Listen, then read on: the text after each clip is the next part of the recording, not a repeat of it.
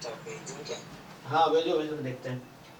तो हम लोग लास्ट क्लास में मतलब परसों जो लास्ट स्टैटिस्टिक्स वाली क्लास थी उसमें हम लोग ये डिस्कस कर रहे थे। अभी ये एस्टिमेशन पोर्शन चल रहा है ना, तो जैम में अभी इतना ही बचा है, एस्टिमेशन और टेस्टिंग। जो गेट वाले लोग हैं तो एक बार ये हो जाएगा, जो एक्स्ट्रा है वो गेट वाले 9 to 11 में तो करेंगे ही हम लोग।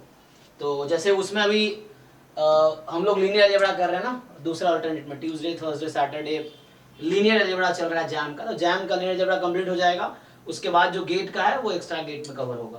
तो ऐसा है अभी एस्टिमेशन और टेस्टिंग। तो लास्ट क्लास में हमने यहाँ से स्टार्ट किया था, मेथड ऑफ एस्टिमेशन से ही स्टार्ट किया था। पहले हमने मेथड ऑफ मोमेंट डिस्कस किए थे and method of maximum likelihood.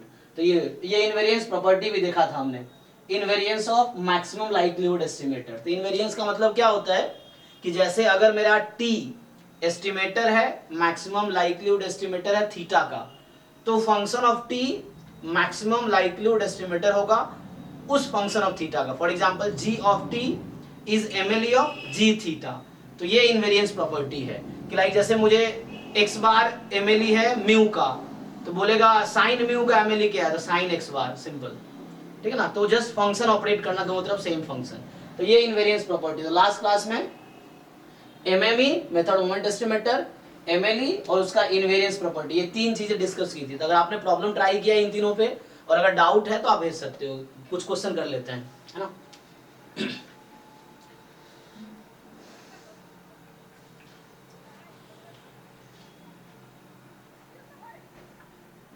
चलिए, जैसे ये क्वेश्चन इन्होंने भेजा है, ये जैम 2022 का है, ये ट्राई करते हैं। अच्छा, अर्पण के भी डाउट है, ठीक है, चलो इसको भी देखते हैं एक मिनट ट्राई करके। सो ये भी एमएलई का देख लेते हैं। ऐसे फिर से हम लोग वो स्टार्ट करेंगे अभी 1 नवंबर से ना, हमने जैसे बताया ना 1 नवंबर से ये जो डाउट क्लास 1 घंटे डेली चल रहा था वो भी करेंगे। 6 to 9 इसको हम 3 पार्ट में डिवाइड करेंगे। मुझे लग रहा है कि 1 घंटे डाउट डिस्कशन, मतलब 1 घंटे मॉक टेस्ट डिस्कशन, 1 घंटे असाइनमेंट डिस्कशन, तो ऐसे कर लेंगे। डाउट मतलब कुछ भी डाउट हो, और मॉक टेस्ट असाइनमेंट का या देखेंगे कैसे प्लान करेंगे 1 नवंबर के आसपास कि 6 to 9 को कैसे करना है, क्योंकि एक एक टेस्ट का डिस्कशन होगा और एक एक जो असाइनमेंट मैं अभी भेज रहा हूँ, बाद में और असाइनमेंट भेजूंगा, तो एक एक डेली असाइनमेंट और मॉक टेस्ट भेजूंगा, फिर उसका हम लोग डिस्कशन करेंगे। तो तुम दिन भर अपना ट्राई करना, सुबह भेज दूंगा मॉक टेस्ट और एक असाइनमेंट। ये वही मॉक टेस्ट होगा जो पोर्टल पे ऑलरेडी है, लेकिन उसका पीडीएफ भेज दूंगा मैं आपको, है ना। और फिर वो आप ट्राई करो दिन भर, और उसके बाद शाम को उसका सॉल्यूशन डिस्कशन होगा उसी दिन। तो मॉक टेस्ट, असाइनमेंट और डाउट, जो extra doubt mock test assignment के अलावा है ना, क्योंकि आप लोग दुनिया भर के क्वेश्चन भी तो करते हो, दुनिया भर इतनी सारी बुक्स है, इतनी सारी कोचिंग्स हैं, तो कहीं का भी कोई भी डाउट हो तो वो भी हम लोग डिस्कस करेंगे। तो ये 1 नवंबर के बाद प्लान करेंगे। अभी देखिए जो इन्होंने क्वेश्चन भेजे हैं, सो अच्छा ये मेरी वाला पहले कर लेते हैं, फिर आते हैं उसके क्वेश्चन पे क्या कहना चाह रहा है। ये क्या कह रहा है कि x1 x2 x3 x4 be the random sample from the continuous distribution having this. तो देखो x1 x2 x3 x4, ठीक, ये IID है। रैंडम सैंपल मतलब IID रैंडम वेरिएबल्स, जिसका पीडीएफ है 1/2 e की power minus mod x minus theta, जहां x कोई भी रियल नंबर है, ठीक। तो ये कौन सा डिस्ट्रीब्यूशन है? लाप्लास डिस्ट्रीब्यूशन है, जिसमें मीन थीटा है और वेरिएंस क्या 2b²। तो b की वैल्यू 1 है। ओके, अब ये पूछ क्या रहा है आपसे, अब ये ऑर्डर स्टैटिस्टिक्स आपको दे रखा है कि first order stats, second order stats, third order stats and fourth order statistics. तो ये 4 रैंडम वेरिएबल है, तो इन्हीं में से कोई एक फर्स्ट ऑर्डर स्टैट्स होगा, दूसरा सेकेंड ऑर्डर स्टैटिस्टिक्स, तीसरा थर्ड एंड 4, है ना। अब पूछ क्या रहा है कि which of the following is are true। तो पहला पूछ रहा है कि half second order statistics plus third order statistics is unique MLE of theta. तो जैसे आप यहां अगर एमएलई फाइंड करने की कोशिश करो तो क्या होगा, एमएलई हम लोग कैसे फाइंड करते हैं, एंड कैसे सर, क्योंकि यहाँ पर जो मॉड्यूलस यूज किया है, हम जब डेरिवेटिव करेंगे तब उसको इक्वल टू करने में हमको 2 पार्ट्स में डिवाइड होगी, क्योंकि मॉड्यूलस के लिए एक प्लस होगा एक माइनस होगा, इसीलिए यूनिक नहीं होगा। ओके, चलो थोड़ा सा मैं याद दिलाता हूं आप लोगों को कि जैसे कॉन्सेप्ट में पढ़ा था कि एक और चीज होती है ना हाँ कि एमएलई कंसिस्टेंट एस्टिमेटर होता है और कंसिस्टेंट एस्टिमेटर्स यूनिक नहीं होते। ओके हाँ मतलब यस सही बात है, ये इस लॉजिक से भी इस ऑप्शन को इनकरेक्ट कर सकते हैं। कर सकते हैं। या पूरा मैं एमएलई निकाल ही देता हूँ, एमएलई तुम्हें बहुत सारे एमएलई यहाँ मिलेंगे। देखो अभी तो अभी क्या करते हैं हम लोग, तो हमें क्या सोचना है, मैं आपसे ये पूछना चाहता हूं कि this X I minus theta whole square I, तो जो पीडीएफ इन्होंने दिया है F X of X 1/2 E की power minus X minus theta X is real number. तो सबसे पहले हमारा काम होता है लाइक्लीहुड फंक्शन फाइंड करना। तो जो लाइक्लीहुड फंक्शन है एक्चुअली वो प्रोडक्ट ऑफ पीडीएफ्स है। ये हो जाएगा प्रोडक्ट e की power minus x I minus theta I from 1 to n half, ये हो जाएगा हाफ की पावर n e की power minus summation mod of x I minus theta I from 1 to n।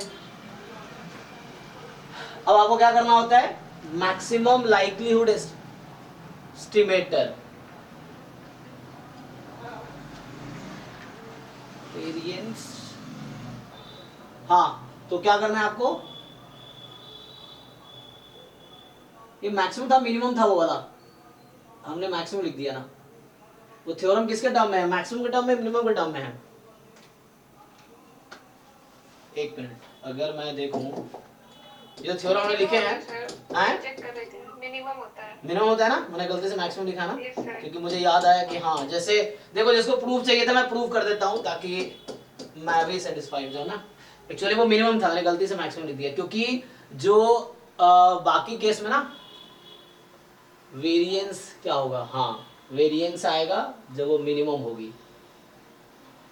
Okay हाँ वो गलती से मैंने मैक्सिमम लिखा है, चेक करो। तो ये जो आएगी हमारे पास, अगर इसको मैं प्रूफ करूं सो एक्सपेक्टेशन, मैं जस्ट उसके लिए प्रूव करता हूँ, बाकी वैसे जस्टिफाई हो जाएगा। तो एक्स स्क्वायर प्लस ए स्क्वायर माइनस 2ax, ठीक है, इसको ब्रेक कर लो। तो ये ई of x square and plus A square minus 2aex है ना। तो ये g डैश a यहाँ से निकालोगे तो g डैश a क्या आएगा 0, a वेरिएबल है यहाँ पे, ठीक है ना, या थीटा रख सकते हो तुम, अगर चाहो तो थीटा रख लो, तो ये जी थीटा हो जाएगा, ये थीटा है, ये भी थीटा है, सो ये थीटा है और यहाँ भी थीटा है। तो जी डैश थीटा निकाल लो, तो जी डैश थीटा, तो यहाँ ई एक्स तो नंबर है ना, 0 हो गया, प्लस 2 थीटा माइनस 2 टाइम ई एक्स, तो ये फर्स्ट डेरिवेटिव, डबल डेरिवेटिव निकाल लो तो 2 आ गया। और डबल डेरिवेटिव पॉजिटिव होने का क्या मतलब है, क्या मिलेगी क्रिटिकल पॉइंट पे, मिनिमा।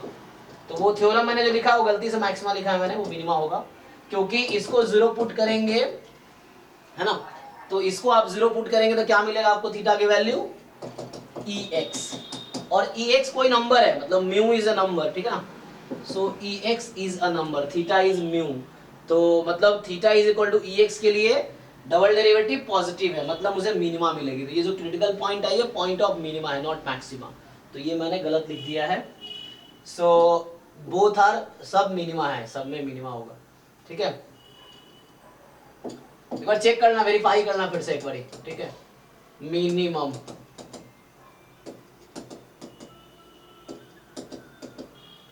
ना भूल जाते हैं प्रैक्टिस ना इस तरह से, है ना। सो ये है मतलब प्रूफ, एक इसका मैंने प्रूफ कर दिया, जैसे बाकी भी तुम ट्राई कर सकते हो, तो इसका मैंने प्रूफ किया अभी। सो ठीक है, ये तो प्रूफ हो गया, हम यहाँ पे आते हैं।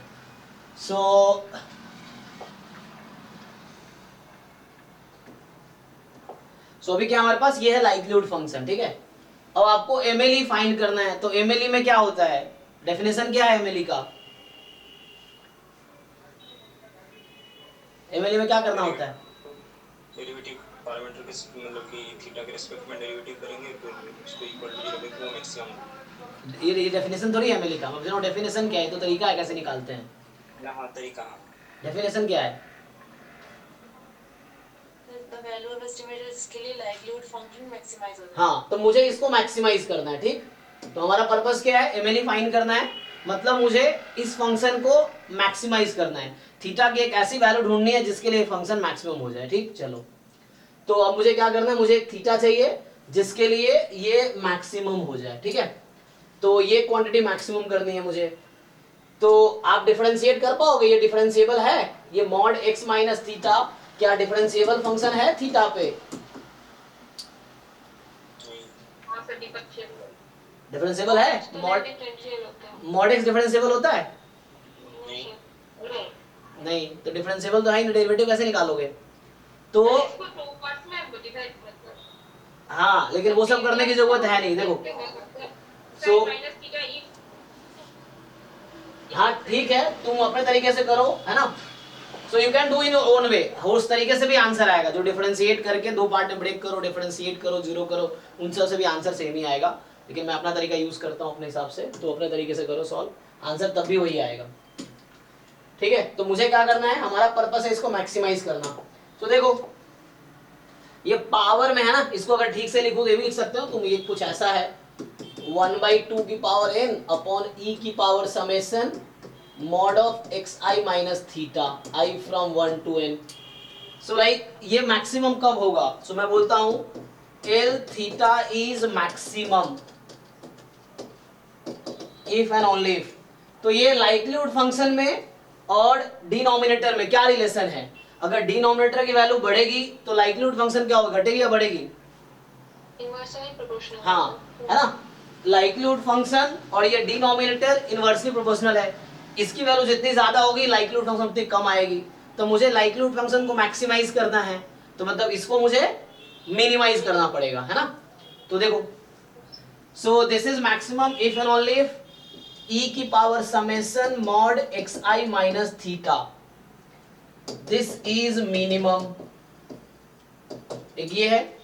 अच्छा, अब ये e की पावर x तो इंक्रीजिंग फंक्शन है, तो ये पूरी वैल्यू और पावर जो है वो डायरेक्टली प्रोपोर्शनल है, मतलब जैसे जैसे इसकी वैल्यू बढ़ेगी इस पूरे की वैल्यू भी बढ़ेगी, मतलब ये एक फंक्शन ऑफ थीटा है। सो कहने का मतलब यहां से आ जाएगा कि ये मैक्सिमम होगा if and only if summation mod xi minus theta i from 1 to n, this is maximum, sorry minimum ना, मिनिमम मतलब सेम चीज। ये मिनिमम कब होगी? ये मिनिमम होगी तो लाइक्लीहुड फंक्शन मैक्सिमम होगी, और ये मिनिमम तब होगी जब ये वाली मिनिमम होगी। मुझे इसको मिनिमाइज करना है, ये फंक्शन ऑफ थीटा है, मुझे मिनिमाइज करना है। और मुझे क्या गिवन है यहाँ पे, x1 x2 x3 x4, मुझे 4 नंबर गिवन है, समझ लो 4 रैंडम वेरिएबल्स हैं जिसकी ऑब्जर्व्ड वैल्यू होगी अगर वैल्यू पूछा जाएगा तो। अब अभी हमने थ्योरम लिखा है आपके लिए कि ये क्वांटिटी मिनिमम कब होगी, है ना। तो ये थ्योरम पहले गलती से मैंने मैक्सिमम लिख दिया था। So this quantity is minimum when theta is median, है ना। So if this is minimum if and only if theta is median of xi। तो xi तुम्हारे पास कितने हैं, यहाँ 4 है, तो वो रैंडम 4 है, तो x1 x2 x3 x4 4 random variable है। इस सैंपल का जो मीडियन आएगी that is the MLE of theta, simple. कहने का मतलब क्या हुआ, this is maximum when theta is the median of the random sample. तो मतलब ये हो गया MLE ऑफ थीटा, क्या आ गया, सो MLE of theta is median of x1 x2 x3 x4, इन चारों का मीडियन निकालना है। अब देखो तुम्हारे पास 4 नंबर है यहाँ पे जस्ट, और ये ऑर्डर स्टैटिस्टिक्स भी दे रखा है। तो तुम्हें याद है बचपन में जैसे अगर मैं तुमसे पूछूं कि 1 1.5 3 6 इसका मीडियन क्या है, या अभी तो मैंने ऑर्डर में लिख दिया, अगर मैं ऑर्डर में ना लिखूं जैसे होता है ना कि मान लो 2 है 1 है 4 है 0 है, मान लो ये है, तो ये 4 नंबर है, इसका मीडियन क्या है? 1 plus 4 का जो n plus n+1 टर्म्स होता है, उसका हाफ, सेकंड और थर्ड का भी n plus 1/2 3/2 1/2 2.5 हो गया। पहले हम लोग असेंडिंग या डिसेंडिंग में अरेंज करते हैं, तो पहले तो इसको अरेंज करेंगे असेंडिंग या डिसेंडिंग में। अब ये इवन नंबर ऑफ टर्म्स हैं, तो ये दोनों मीडियन है हालांकि। तो जैसे आपको बचपन में बताया जाता है एक मीडियन बताना है, तो आप लोग क्या करते थे, इसका एवरेज ले लेते थे। लेकिन यहां पे मैं बता रहा हूं आपको कि 1 से 4 के बीच में ना, 1 से 4 के बीच का हर नंबर मीडियन है। सॉरी 1 से 4 नहीं, 1 से 2, any number in interval 1 to 2 is a median, ठीक है, ऑफ दिस डेटा। क्यों? मीडियन यूनिक नहीं होता है, ठीक है ना, और वो जरूरी नहीं कि जो आपके पास रैंडम वेरिएबल है उसकी वैल्यू ही आएगी, जरूरी नहीं है मीडियन वो वैल्यू ही आएगी। सो स्पेशली डिस्क्रीट में। तो कहने का क्या मतलब है, देखो आपके पास 4 नंबर है, मुझे एक ऐसा नंबर चाहिए जो इस डेटा को 2 इक्वल पार्ट में डिवाइड कर दे। तो आपके पास जो डेटा है ना वो जस्ट 4 है, 0 1 2 4। तो इस बीच का कोई भी नंबर लो, इसके आगे 2 डेटा, इसके पीछे 2 डेटा पॉइंट, 2 डेटा पॉइंट इधर, 2 डेटा पॉइंट इधर। आप बीच में कोई भी नंबर ले लो, इसके राइट में 2 डेटा पॉइंट्स हैं, इसके लेफ्ट में 2 डेटा पॉइंट है। ये ऐसा समझो अगर यूनिफॉर्मली डिस्ट्रीब्यूटेड होगा तो 1/2 प्रोबेबिलिटी इसके पॉइंट के आगे की आएगी। अब डेफिनेशन लगा सकते हो, जो हमने मीडियन का डेफिनेशन लिखा था डिस्क्रीट रैंडम वेरिएबल के लिए, अब वो भी लगा सकते हो। सो इस बीच में कोई भी नंबर लो, क्योंकि इस बीच का पॉइंट तो है ही नहीं रैंडम सैंपल की वैल्यू इसकी। So you choose any number between 1 and 2, that is the median, ठीक है। तो यहाँ पे इनफाइनाइटली मेनी मीडियन है। सेम कॉन्सेप्ट हमारे पास होगा। तो क्या होगा कि है ना, वहां पे आपको कन्वीनियंस के लिए बोला जाता था कि इन दोनों का एवरेज ले लो, यही करते ना, 1 + 2/3 1.5, ठीक है वो, this is the one of the median.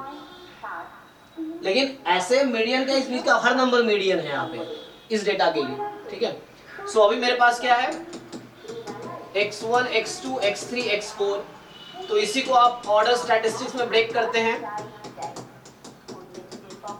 ठीक। तो आपने क्या किया, ये 4 नंबर थे, पहले असेंडिंग या डिसेंडिंग ऑर्डर में अरेंज करो। तो मैंने असेंडिंग ऑर्डर में अरेंज कर दिया, जो सबसे छोटा है वो फर्स्ट ऑर्डर स्टैटिस्टिक्स, उसके आगे second order statistics, third fourth. तो उस डेटा को हमने असेंडिंग ऑर्डर में अरेंज कर दिए। अब बताइए इसका मीडियन क्या होगा, बोलो क्या लिखूं? x3 + x2/2। तो वो तो 1 है, इसके हिसाब से क्या लिखूं मैं? That is one of the median, what you are telling. So ये होगा, this is any number belongs to interval second order to third order statistics।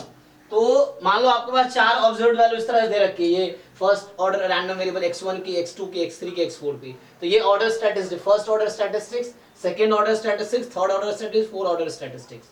अब इसके बीच का हर नंबर मीडियन है, तो इसी के बीच में आपका वो भी है, half second order statistics plus third, है ना, इसकी मिडिल वैल्यू जो होगी वो नंबर होगी। तो यही पहला ऑप्शन है, ये पहला ऑप्शन है ना। देखो आप पहला ऑप्शन क्वेश्चन का, आप क्वेश्चन देखो, आप फर्स्ट ऑप्शन यही कह रहा है ना कि half second order statistics plus third order statistics is unique MLE. अगर ये यूनिक वर्ड नहीं लिखा होता ना तो ये करेक्ट ऑप्शन होता, ठीक है ना, क्योंकि ये सिंगल मीडियन नहीं है, इसके बीच का हर नंबर मीडियन है, मतलब इस बीच का हर नंबर एमएलई है। तो यहां पे this is one of the median, this is not the unique median, तो इसीलिए ये ऑप्शन गलत हो गया। सेकेंड ऑप्शन पे आइए, x1 x2 x, ये जनरल थ्योरम है, पढ़ाया नहीं आप लोगों ने, पहले दिन बताया कि पूरा रैंडम सैंपल हमेशा सफिशिएंट एस्टिमेटर होता है। मतलब आपके पास अगर सैंपल दे रखा है ना, सो पूरा सैंपल जो है x1 x2 up to xn, या इसी को आप रीऑर्डर कर सकते हो xn, है ना, ये सेम चीज है दोनों। सो इसी को रीऑर्डर किया ना, 4 नंबर है उसी को रीऑर्डर कर दिया। सो दिस इज सफिशिएंट एस्टिमेटर, ये ट्रू ऑप्शन है बी वाला। सी पे आइए, सी कह रहा है कि 1/4 time second order statistics plus third order statistics and this is a MLE of theta into theta plus 1। तो ध्यान दीजिए, अब आपको बी वाला ऑप्शन, हाँ ये थ्योरम है, अभी सफिशिएंट पढ़ाऊंगा, सफिशिएंट एस्टिमेटर नहीं पढ़ाया ना, ये सफिशिएंट एस्टिमेटर का क्वेश्चन है। सो सफिशिएंट एस्टिमेटर पूछ रहा है ना, हमने तो बस अभी एमएलई और वो पढ़ा है ना, तो ये थ्योरम है कि ये हमेशा सफिशिएंट होगा, ये हमेशा सफिशिएंट होगा, क्योंकि पूरा सैंपल है ना, तो it is a sufficient estimator. उसमें डेफिनेशन क्या होता है कि सफिशिएंट एस्टिमेटर का कोई डेफिनेशन बताओ। ये वाले थ्योरम इससे है कि लोकेशन पैरामीटर के लिए order statistics and sample is sufficient. हाँ वो तो होता है, लेकिन मान लो सफिशिएंट एस्टिमेटर का डेफिनेशन क्या है?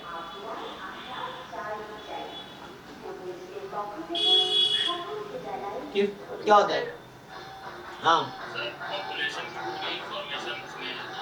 वो तो ये तो वर्ड में हो गया समझाना। मैं बोल रहा हूँ कि इन्फरेंस में डेफिनेशन क्या है, मैथमेटिकली डेफिनेशन क्या है? हाँ मतलब conditional distribution of sample given T अगर सफिशिएंट है इंडिपेंडेंट ऑफ थीटा। अब ये सारे पैरामीटर के वैल्यू हमें दे ही देगा, तो इनफैक्ट तुम देखोगे उसका जो डिस्ट्रीब्यूशन आएगा वो फ्री ऑफ पैरामीटर थीटा आएगा। अगर सारी पैरामीटर गिवन है तो वो कोई कांस्टेंट वैल्यू दे देगी हमें। तो कहने का मतलब ये है, ये थ्योरम है, इसको तुम जोड़ दो। ये हमेशा full sample is always sufficient estimator, ये डायरेक्टली किसी को ऊपर रिजल्ट मिल जाएगा, गुप्ता कपूर में भी है। सो फुल सैंपल जो है is always sufficient estimator. Anyway third क्या है? इनवेरिएंस प्रॉपर्टी पता है ना आप लोगों को? इनवेरिएंस प्रॉपर्टी क्या है? थीटा इंटू थीटा प्लस 1 का एमएलई पूछ रहा है। तो अभी आपने देखा this is 1 of MLE of theta, तो ये एक एमएलई है थीटा का। थीटा की जगह ये वैल्यू पुट कर दो, क्या बनेगी? आपको ऑप्शन देके हिंट दे रहा है वो। सो थीटा के प्लेस पे ये रखो, क्या वही नहीं बनेगा जो सी ऑप्शन है? Half second order statistics plus third order statistics, half second order statistics plus third order, ये हाफ यहाँ के 2 बना देगा इसको, राइट? देखो हाफ इंटू हाफ 4। क्वेश्चन कहाँ है सर? क्वेश्चन ग्रुप में है। अरे ग्रुप में है ना? हाँ देखो ग्रुप में है, ठीक है जी। तो थर्ड ऑप्शन ट्रू है, because this is MLE of theta, है ना? This is MLE of theta into theta plus 1। तो ये एमएलई है थीटा इंटू थीटा प्लस 1 का, by invariance property of MLE. So this is the MLE of theta. So इसको put कर दो, this is one of the MLE, not unique MLE. And last क्या बोल रहा है कि this and this is complete statistics. तो जिन लोगों को ऑलरेडी कंप्लीट का डेफिनेशन पता है, सो जैसे ये क्या बोल रहा है, अभी मैं बाद में कंप्लीट पढ़ाऊंगा तब बताऊंगा, अभी देख लो x1 x2 x3 और x1 x2 x4 प्रोडक्ट में है। ये बोल रहा है कि ये कंप्लीट स्टैटिस्टिक्स है। So for example this is t, this is complete. अच्छा इसमें कितने पैरामीटर है? एक ही है, और इसका डायमेंशन कितना है? तो ऐसे भी कभी ये कंप्लीट होगा नहीं। जैसे पैरामीटर स्पेस का डायमेंशन 1 है, मतलब पैरामीटर स्पेस एक ही है, और ये तुम्हारा जो एस्टिमेटर है उसका डायमेंशन 2 हो गया, मतलब ऑर्डर पेयर है ना ये। तो आर स्क्वायर का मेंबर है ये, और थीटा तो एक ही है। तो एक एस्टिमेटर है, सॉरी एक पैरामीटर है, और एस्टिमेटर में आपके पास 2 स्टैटिस्टिक्स दे रहा है, उसका ऑर्डर पेयर है। So this will not be complete. तो ये कंप्लीट कभी नहीं होगा। एक तो ये रिजल्ट हो गया, दिस इज नॉट, ये थ्योरम है फिर से। सो this is not complete. Otherwise definition से करना हो तो डेफिनेशन से भी कर सकते हो। तो कंप्लीट का डेफिनेशन क्या होता है? डेफिनेशन से कैसे दिखाएंगे थोड़ा सा? हाँ डेफिनेशन से करते हैं। तो पहले मुझे डेफिनेशन का कोई कंप्लीट का डेफिनेशन बताओ कि टी कंप्लीट एस्टिमेटर कब होगा? ठीक है चलिए। So T is complete estimator if and only if, ये होता है थ्योरम कि अगर आपने एक्सपेक्टेशन ऑफ जीटी को 0 कर दिया, then g t is 0 for all t, या तो ऐसा बोल दो, है ना?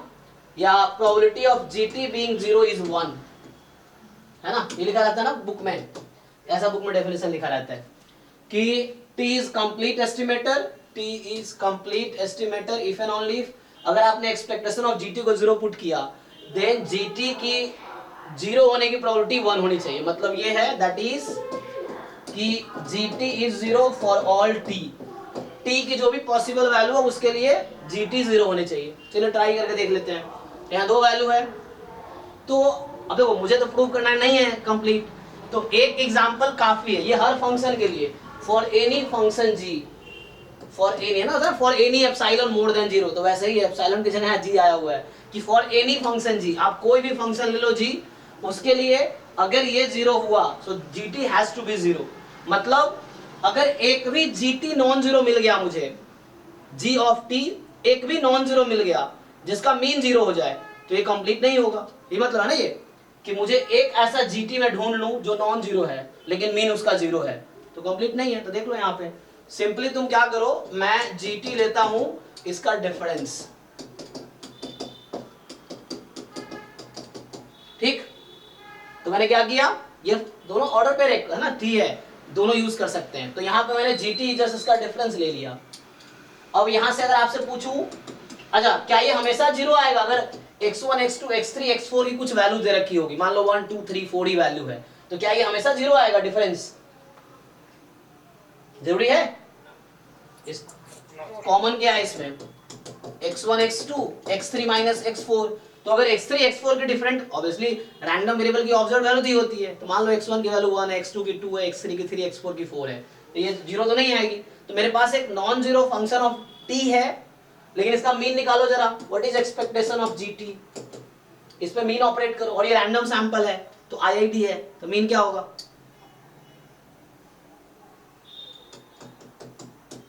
बोलो, e of x1 e of x2 and into इस क्वांटिटी का मीन कितना आ जाएगा? 0 आ जाएगा। तो ये पूरा 0 हो गया। तो मैंने क्या किया, एक ऐसा फंक्शन ढूंढ लिया जो खुद नॉन जीरो है। ये कहता है हमेशा 0 होना चाहिए with probability 1, so there does not is any function which gives you non zero. तो हमेशा 0, तो ये हमेशा 0 तो नहीं है, लेकिन इसका मीन हमेशा 0 होगा। तो मीन 0 है लेकिन जीटी 0 नहीं है, तो डेफिनेशन के अगेंस्ट चला गया, तो मतलब ये कंप्लीट नहीं है। हाँ भाई चलो, तो किसी को डाउट है इस क्वेश्चन में? चारों ऑप्शन मैंने डिस्कस कर दिया है, कुछ टॉपिक जो भी पढ़ाए भी नहीं इस बैच में, लेकिन पुराने बैच में हो चुका है वो, ये ठीक है भाई। अभिजीत तुम्हारे डाउट था ना, हो गया क्या ये? चलो आगे। तो देखो, अच्छा जो अर्पण ने क्वेश्चन भेजा जरा ट्राई करके देखते हैं। तो क्या कह रहा है ये कि x denote the number of tosses required when an unfair coin, अच्छा, with probability of obtaining head is p flipped repeatedly, okay। तो हेड की प्रोबेबिलिटी स्मॉल p है और टेल की प्रोबेबिलिटी 1 माइनस p है। एक कोई रिजल्ट था, इस तरह क्वेश्चन मैंने क्लास में कराए थे, एक वहां पे था कि until you get the 6 tails, अभी ये तथागत आदित्य होता तो उसको पता, उस लास्ट बैच में ये क्वेश्चन कराए थे, मतलब आया हुआ था एग्जाम में या किसी टेस्ट, हमारे टेस्ट में ही था वो, कि a coin is tossed until you get 6 consecutive tail. तो what is the probability, consecutive I think dice वाला क्वेश्चन था 6, so what is the probability that, what is expected number of trials, ऐसा कुछ question था। तो यहां तुमसे पूछ रहा है कि so है ना, coin is tossed repeatedly until you get THT, sorry HTH है ना, so HTH आने तक तुम लगातार रोल कर रहे हो इसको, ठीक है। तो यहाँ वैसा नहीं लगेगा जो है ना, कई बार बच्चे सोचते हैं ज्योमेट्रिक लगा लेते हैं ना, लेकिन यहाँ ज्योमेट्रिक डायरेक्टली यूज नहीं होगा, बिकॉज है ना, मतलब ऐसे तो तुम्हारे पास शुरू में कुछ भी हो सकता है।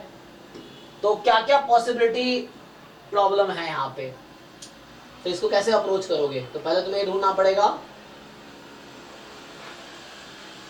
देखो ये तो पक्का है कि इसके बाद, मतलब इसके बाद क्या है, कुछ नहीं है ना, तो इसके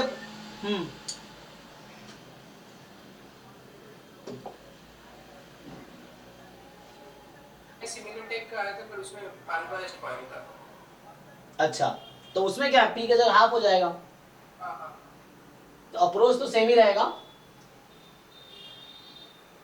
तो पहले तुम्हें इसके लिए क्या निकालना, तुम्हें निकालना है एक्सपेक्टेशन, मतलब ये s की पावर x, तो इसको तो है ना प्रोबेबिलिटी जनरेटिंग फंक्शन बोलते हैं ना, तो ये निकालने हैं तुम्हें, ठीक है। मतलब ये तो चलो पहले तुम ये निकाल लिए तो वो तो आ ही जाएगा, सॉरी ये क्या है, s की पावर x ना, s की पावर x, s की power x probability at x। अब ये x की जो, तो x तुम्हारा है number of trial required to get HTH for the first time, है ना। तो अब देख लो HTH। ऐसे इसके अलावा कितनी पॉसिबिलिटी है? 7 पॉसिबिलिटी होगी, टोटल 8 होती है ना। तो लेकिन ये ऐसा नहीं है, वैसा नहीं सोच सकते ना। तो हमें क्या करना है, तो मान लो यहाँ x कहाँ से स्टार्ट होगा? ये तो पक्का x3 से स्टार्ट होगा ना। कम से कम 3 ट्रायल तो होंगे, 3 4 5 6 7 8, ये चलता रहेगा। सो अब इसका पीएमएफ डिसाइड करना है। एक फॉर्मूला था वहाँ पे दे रखा था, रिकर्सिव फॉर्मूला था। सो मैं उसका तुम्हें अभी थोड़ा जितना होता है बता देता हूँ, आगे मैं वो भेज दूंगा। एक क्वेश्चन ऑलरेडी हमने क्लास में पिछले बार कराए थे। सो x बराबर 3 की प्रोबेबिलिटी क्या आएगी? तो 3 का मतलब है, बताओ, ये बताओ क्या आएगा?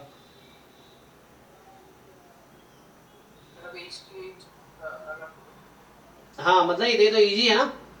मतलब 3 ट्रायल में आपको HTH मिल गया, 3 ट्रायल में आपको HTH मिल गया ना, पहले 3 ट्रायल में ही। तो यहाँ हेड आने की प्रोबेबिलिटी 1/2, टेल आने की 1/2 और हेड आने की 1/2, ये जस्ट 1/8 हो जाएगा। प्रोबेबिलिटी x बराबर 4। क्वेश्चन है ना, तो ये इनफाइनाइट ट्रायल के क्वेश्चन है ना। जी जी जी। तो सर इधर हाफ तो नहीं ले सकते आपको भी अच्छा सॉरी, यहाँ पे हाफ ले लिया मैंने, हाँ वो गलती, ये PQ हो जाए, मतलब P 1 माइनस P, मतलब P स्क्वायर 1 माइनस P, ठीक है, वो मैं हाफ हाफ कन्वर्स कंसीडर कर लिया। यहाँ मुझे ये दे रखा है तो हम हाफ नहीं ले सकते, ठीक है। सो ये P स्क्वायर 1 माइनस P आ जाएगा। तो तुम्हारे पास क्या अनबायस्ड के लिए सॉल्यूशन है? अनबायस्ड केस के लिए सॉल्यूशन है तुम्हारे पास? हाँ अनबायस्ड केस के लिए है, पर मतलब अनबायस्ड में जेनेरिक पीएमएफ आ रहा है, पर इसमें तो पीएमएफ थोड़ा सा अजीब तरीके का आ रहा है। अच्छा, बिना पीएमएफ का आ रहा है, ओके। हाँ वो एक मैं बोला रिकर्सिव, सामने हो जाएगा 1/8 1/16।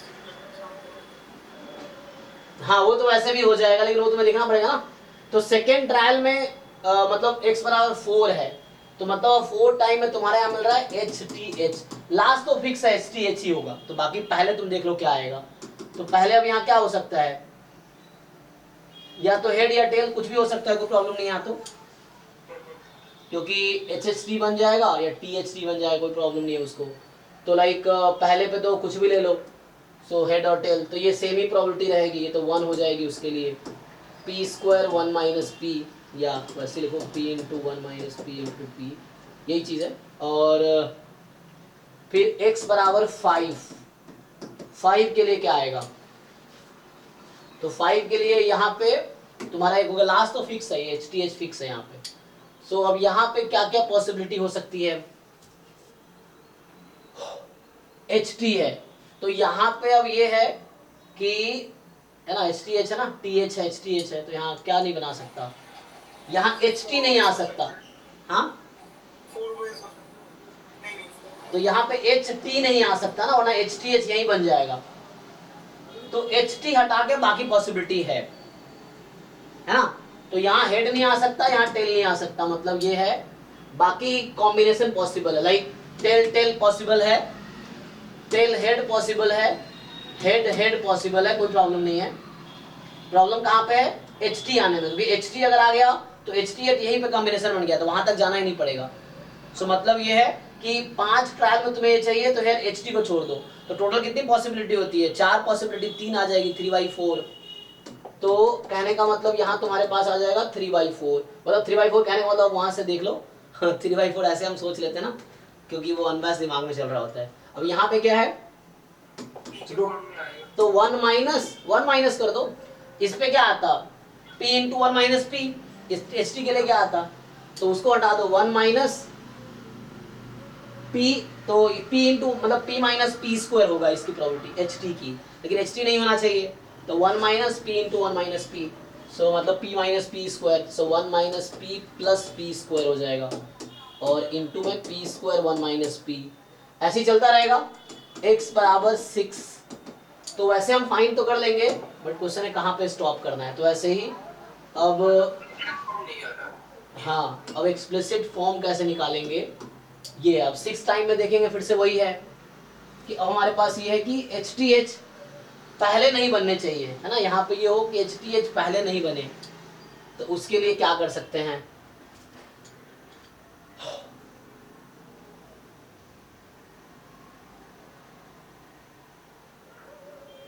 तो वो सारे केसेस एक्सक्लूड करने होंगे जहां पे HTH पहले ही बन जाएंगे।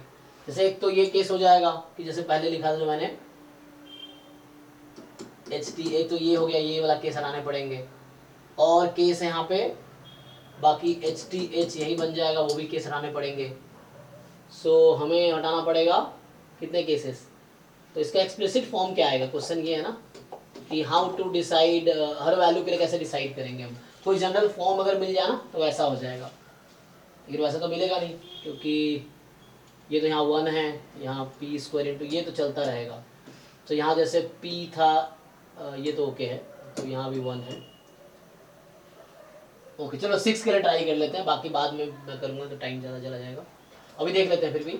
तो 6 के लिए क्या पॉसिबिलिटी है, 6 के लिए ये है कि यहाँ पे तुम्हारे पास जो क्या क्या हटाओगे, एक तो ये HD वाला हटाओगे तो यहाँ पे कुछ भी हो सकता है, और बाकी मतलब लाइक HHT बोल दो, ये हो गया, या THT बोल दो, तो ये दोनों केस हटाने पड़ेंगे पहले तो, ठीक।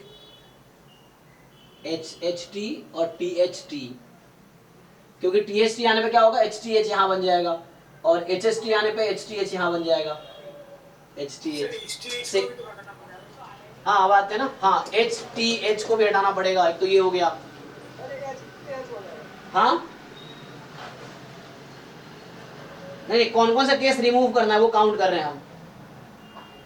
एक तो HHT हटाना पड़ेगा, THT हटाना पड़ेगा, HHT हटाना, HTH हटाना पड़ेगा, क्योंकि ये पहले ना बने, वैसे केसेस रिमूव करने हैं मुझे। हो गया आई थिंक, HTH है ना।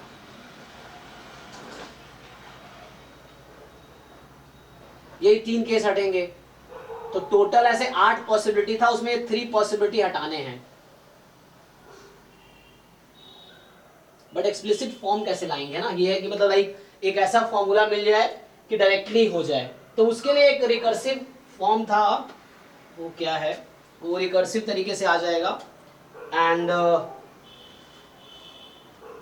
हाँ ये कुछ ऐसा फॉर्म था कि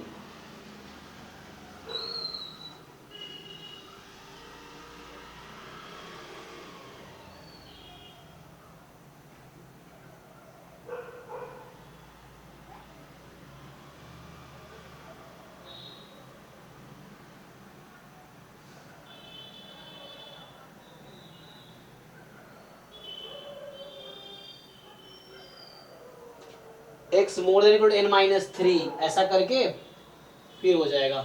n-3 के बाद यही होगा ना, ओके। उसमें एक्सपेक्टेशन के लिए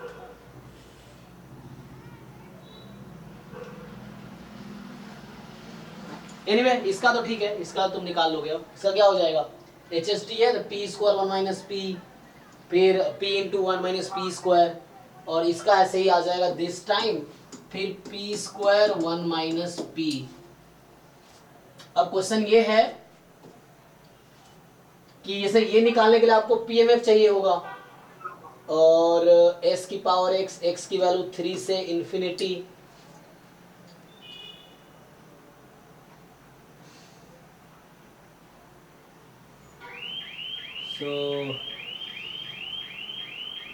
यहाँ से तो निकाले, पर क्वेश्चन हमारा ये है कि what is general form of x = x, और नहीं तो कुछ पैटर्न तो समझ आ रहा, 1 1 था, ये था, नेक्स्ट आ जाएगा, हाँ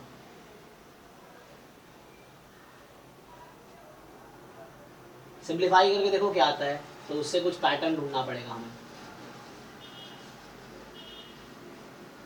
कुछ तो आएगा, तो क्वेश्चन है तो सोल्यूशन तो होगा ही। तो कोई दूसरा अप्रोच भी हो सकता है, जरूरी नहीं कि यही अप्रोच काम करेगा, कोई दूसरा अप्रोच भी हो सकता है कि जिससे हम डायरेक्टली निकाल ले।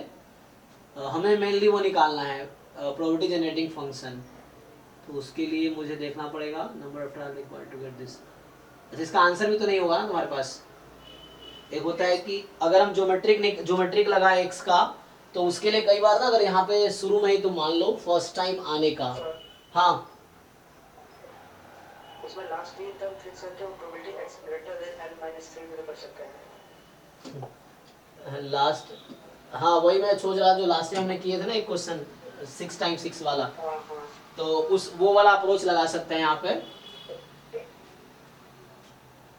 तो उसमें क्या हमने यूज किया, उसमें एक्सपेक्टेशन का यूज किया था ना रिकर्सन हमने। Yes sir.